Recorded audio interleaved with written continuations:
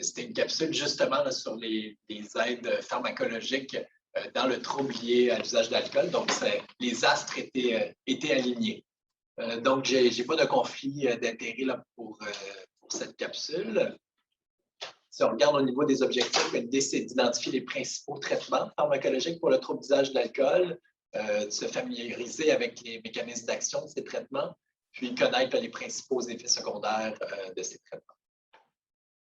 Donc, pour comprendre les traitements, ça aide de savoir comment l'alcool joue sur le cerveau.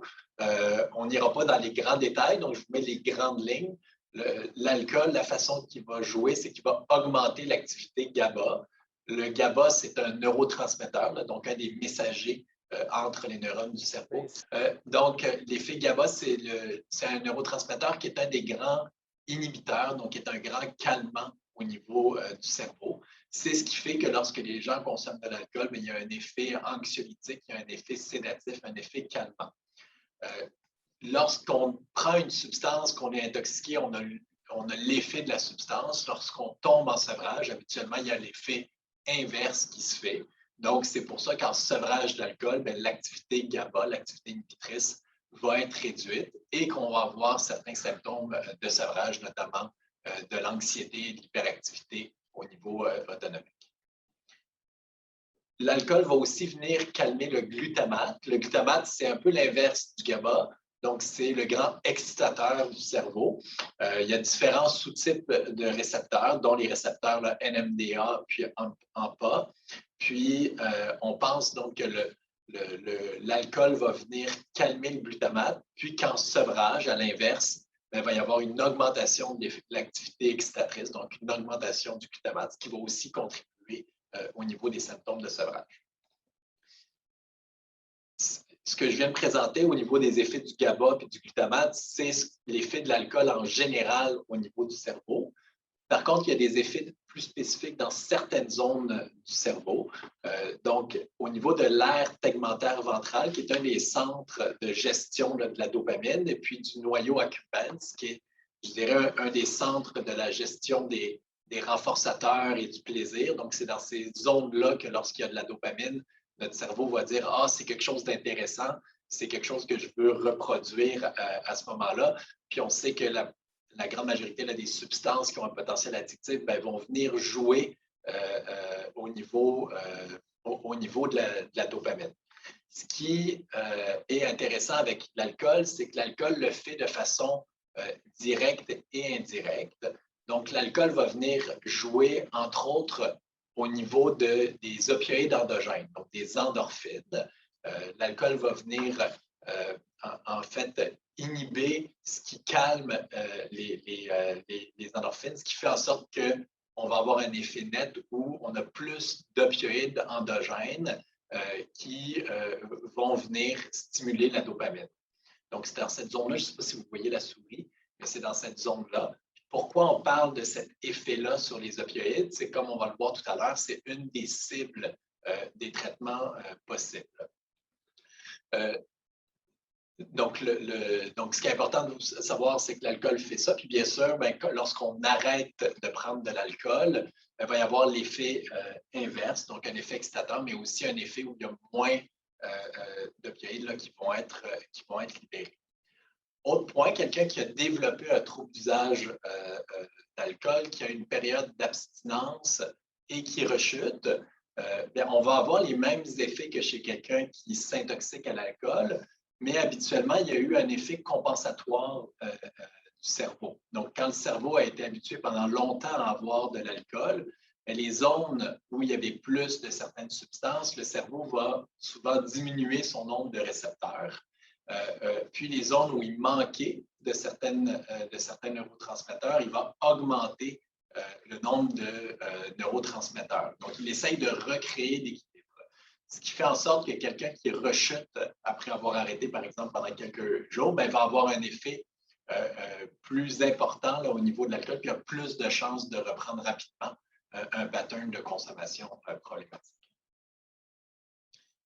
Quand on parle donc des traitements en tant que tels, la naltrexone dont on a parlé dans le cas actuel, c'est un médicament qui joue sur les récepteurs opioïdes. Donc, c'est un peu contre-intuitif initialement de penser pourquoi est-ce qu'on donne ça pour l'alcool.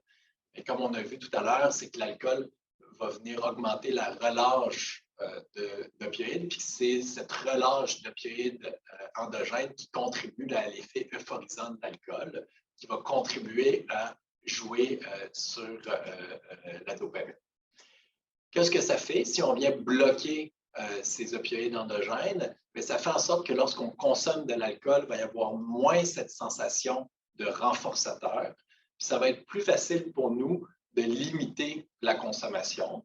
Puis on sait aussi que ces mêmes récepteurs sont impliqués lorsque les gens arrêtent de consommer dans les sensations de craving, donc dans les envies importantes de consommer de l'alcool. Aux États-Unis, il existe en voie orale et en voie intramusculaire. Ici, au Canada, c'est uniquement la sous forme orale. Le nom commercial, c'est le Revia qu'on mentionne parce que des fois, c'est un terme qui est utilisé. Puis, c'est assez facile au niveau de la prescription. Donc, c'est une dose unique une seule fois par jour. On commence habituellement à 25 mg la dose. Puis, après quelques jours d'utilisation, on l'augmente à 50 mg. On n'a pas beaucoup de données pour dire qu'en haut de 50 mg, c'est plus efficace, mais des fois, lorsqu'il y a une réponse partielle, vous allez voir que les doses peuvent être augmentées à 100 mg ou même jusqu'à 150 mg. C'est un médicament qui habituellement est assez bien toléré. Donc, les effets secondaires les plus fréquents, ça peut être des nausées, ça peut aller des fois jusqu'à des vomissements. Puis, chez certaines personnes, il y a un petit effet sédatif ou certains étourdissements. Ça peut être débuté même lorsque la personne consomme encore. Ça peut être débuté chez des gens qui n'ont pas nécessairement un souhait d'arrêter complètement leur consommation. Il y a quelques cas d'inflammation au niveau du foie, donc au niveau hépatique, ce qui fait qu'on suggère avant de débuter la naltrexone de faire un bilan hépatique et de le recontrôler aux 3 à 6 mois si la personne demeure sous naltrexone. On le fait une fois avant de partir la médication, une fois après un mois, puis par la suite aux 3 à 6 mois. Au niveau des contre-indications, donc être en insuffisance hépatique, donc quelqu'un qui a une cirrhose qui est décompensée puis que son foie ne métabolise plus les médicaments, c'est une contre-indication. Puis, ce qu'il faut garder en tête aussi, comme ça vient bloquer les récepteurs aux opioïdes, c'est que s'il y a quelqu'un qui prend des opioïdes sur une base régulière, que ce soit pour une problématique de douleur chronique ou que ce soit dans le cadre d'un trouble d'usage aux opioïdes, si on lui donne de la naltrexone, on va bloquer ses récepteurs et il va tomber en sevrage aigu, ce qui va être extrêmement désagréable pour lui. Puis comme la naltrexone dure longtemps, ça va être très difficile à gérer. Votre patient ne vous aimera pas du tout, puis vous allez passer un mauvais moment, puis lui ne voudra plus jamais entendre parler de naltrexone. Donc, c'est vraiment là, une contre-indication à ce moment-là. C'est quoi l'impact de la naltrexone? Mais ça peut diminuer le nombre de jours de grande consommation. Quand on parle de grande consommation ou de binge, au niveau de la recherche, on parle de 5 consommations et plus dans une même journée. Ça diminue le nombre de consommations par jour de consommation, donc ça peut aider quelqu'un qui peut réduire la consommation. Ça diminue le nombre de jours de consommation, donc c'est plus facile de sauter des journées. Puis, il y a d'autres données qui ont montré que ça pouvait aider aussi à maintenir l'abstinence puis à prévenir la rechute. Le deuxième grand traitement qu'on a qui est aussi dans la première ligne des traitements, c'est l'acamprosate. Lui, il vient jouer plus sur les récepteurs au glutamate, puis on pense qu'il joue un peu comme le GABA également. Donc, il vient un peu inverser ce qui se passe lorsqu'on arrête l'alcool. Il est montré pour diminuer les symptômes résiduels de sevrage. Donc, on a parlé tout à l'heure rapidement là, des symptômes aigus de sevrage, mais les personnes qui arrêtent de consommer de l'alcool vont souvent décrire dans les semaines, voire les mois qui suivent, des symptômes un peu non spécifiques de sevrage résiduel, comme de l'anxiété, de l'insomnie, de l'irritabilité. Puis on pense donc que l'acamprosate vient calmer un peu ces effets-là. Il va calmer aussi les envies de consommer et il peut diminuer à ce moment-là le risque de rechute. Donc, l'acamprosate, lui, a vraiment initialement été étudié chez les gens qui souhaitaient être abstinents, qui voulaient vraiment arrêter la consommation. Son nom commercial, s'il y en a qui sont plus familiers, c'est le Campral. Puis, une des choses qui est un peu plus compliquée avec l'acamprosate, c'est que c'est un médicament d'exception. Ça veut dire que pour pouvoir le payer, la RAMQ va demander que le médecin ait remplir un formulaire en ligne qui est assez simple, qui prend quelques minutes, mais qu'il faut prendre quand même la peine d'aller compléter. Ce que la RAMQ nous demande, c'est est-ce que la personne a arrêté de consommer depuis au moins 5 jours, donc ils ne veulent pas qu'il soit en sevrage aigu, et est-ce qu'il est prêt à s'impliquer dans un traitement psychosocial qui vise l'abstinence. Puis le gouvernement, si c'est accepté, va rembourser la médication pour 3 mois. Puis après 3 mois, il va demander de faire une mise à jour, puis de dire est-ce que ça a fonctionné. Donc, est-ce que la personne a été capable de demeurer abstinente? Si la personne a continué à consommer, ils vont arrêter de payer la médication en disant que ça n'a pas fonctionné. Si ça a fonctionné, ils vont continuer à le rembourser et redemander des renouvellements aux 3 mois pour une période maximale de 1 an. L'acamprosate, lui, il est éliminé par les reins. Donc, les contre-indications, c'est davantage l'insuffisance rénale, donc lorsque la clairance de la créatinine est en bas de 30, donc qui est une insuffisance rénale. Lorsque la fonction rénale est diminuée, on peut simplement ajuster la dose. La dose, c'est des comprimés de 333 mg, puis c'est une dose de 666 mg 3 fois par jour. Donc, ça fait beaucoup de pilules. C'est 2 pilules 3 fois par jour, donc 6 pilules par jour. Donc, c'est aussi quelque chose à prendre en compte. C'est un peu plus difficile là, pour le patient de prendre cette médication-là comparée à la naltrexone. En général, il est très bien toléré. Les symptômes qu'il va y avoir habituellement, au niveau des effets secondaires, c'est des symptômes gastro-intestinaux, plus des maux de ventre, des fois des diarrhées. Puis habituellement, c'est passager et ça se passe. Puis il y a peu ou pas d'interaction avec l'alcool, ce qui fait qu'en cas de rechute, même si la personne ne continue, il n'y a pas de danger, ça ne le met pas à risque. Au niveau des impacts, donc, comme je disais, les données sont principalement au niveau de la diminution du risque de rechute, puis le number needed to treat, donc le nombre de patients qu'il faut traiter là, pour changer un outcome, c'est entre 9 et 12, ce qui paraît gros, mais pour vous donner un exemple, les médicaments contre le cholestérol, là, on est au-dessus de number needed to treat de 60 à 80, donc c'est quand même assez bon au niveau médical. Puis ça prolonge donc la durée de l'abstinence, et ça aide aussi à diminuer le nombre de jours de consommation. Je vous ai mis le disulfiram plus parce que vous en avez souvent entendu parler, mais ce n'est plus un médicament qui est vraiment utilisé. Donc, c'est un médicament qui a été connu davantage sous son nom commercial, l'antabuse. C'est un médicament qui venait bloquer le métabolisme de l'alcool, ce qui fait en sorte que les gens tombaient malades parce que il y avait de l'acétaldéhyde qui s'accumulait, puis ce métabolite de l'alcool est toxique, ce qui fait en sorte que les gens, s'y buvaient après avoir pris du disulfiram, ils avaient des céphalées, des nausées, des vomissements, de l'hypotension, de l'anxiété, ce qui était extrêmement désagréable, puis ça faisait en sorte qu'ils avaient peur de reconsommer de l'alcool, puis qu'ils arrêtaient d'en prendre. Les effets secondaires pouvaient parfois être plus dramatiques, puis il y a eu quelques cas là, même de décès. Les décès survenaient surtout quand les gens continuaient à prendre de l'alcool malgré le fait qu'ils avaient pris le disulfiram. Le plus gros problème, c'est que lorsqu'on fait des études, dans notre jargon, on dit intent to treat, donc on inclut dans l'étude tous les gens à qui on a donné cette médication-là, peu importe comment ils l'ont pris, mais on se rend compte que c'est assez peu efficace parce que les gens qui veulent rejeter arrêtent de le prendre et ça ne les empêche pas de rejeter par la suite. Donc, en ce moment, c'est peu utilisé. Puis, en fait, même si on voulait l'utiliser, c'est très compliqué à avoir accès au niveau des pharmacies à cette médication.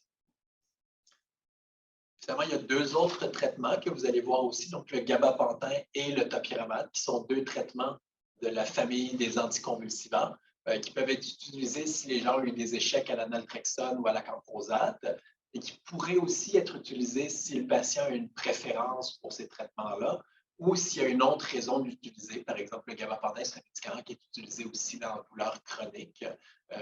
Donc, des fois, pour éviter une polypharmacologie, on va utiliser une médication qui a 2 indications chez un même patient. Le topiramate, donc, c'est un modulateur du GABA via les canaux ioniques.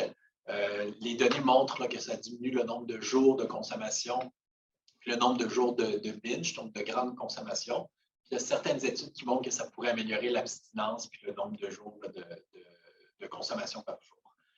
L'enjeu avec le topiramate, c'est que pour être efficace, il faut viser des doses entre 200 mg et 300 mg. Puis le topiramate, c'est un médicament qui, si on augmente les doses rapidement, a beaucoup d'effets secondaires. Donc, il faut partir la médication à 25 mg puis l'augmenter tranquillement, ce qui fait que ça va prendre souvent presque 2 mois avant d'arriver aux doses thérapeutiques, ce qui n'est pas l'idéal. Puis que même en procédant lentement, il y a plusieurs personnes qui vont mal tolérer, notamment au niveau des effets secondaires cognitifs que le topiramate peut donner. Au niveau du gabapentin, donc c'est aussi un médicament anticonvulsivant qui va venir jouer sur les canaux ioniques. Les données montrent que ça peut augmenter les taux d'abstinence puis diminuer le nombre de jours de grande consommation. Puis, ça réduit aussi la quantité et la fréquence de la consommation. Au niveau des effets secondaires, c'est un médicament qui peut entraîner de la fatigue, des étourdissements. Chez certains patients, ça peut donner des œdèmes, donc de l'enflure au niveau des membres, principalement des membres inférieurs. Puis, un autre point à surveiller avec le gabapentin, c'est qu'il y a quand même un risque d'abus. Donc, il y a certains patients qui vont le prendre pour son effet calmant, sédatif, puis qui vont en abuser. Donc, c'est à garder en tête.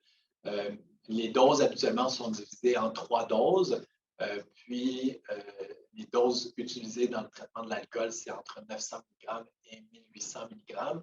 Puis les données semblent montrer que plus on se rapproche du 1800 mg, plus l'efficacité semble être bonne.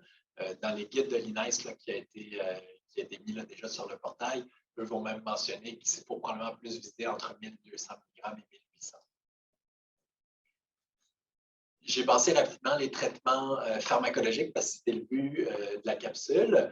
Pas oublier que c'est complémentaire aux traitements psychosociaux qu'on ne défilera pas aujourd'hui en tant que tel. Mais donc, ça vaut vraiment la peine de le combiner avec des traitements psychosociaux. Puis, les deux ne sont pas mutuellement exclusifs. L'idéal, c'est de pouvoir offrir les 2 options aux patients. Un autre point important, c'est de se rappeler que les benzodiazépines ne sont pas recommandées dans le traitement du maintien au trop usage d'alcool.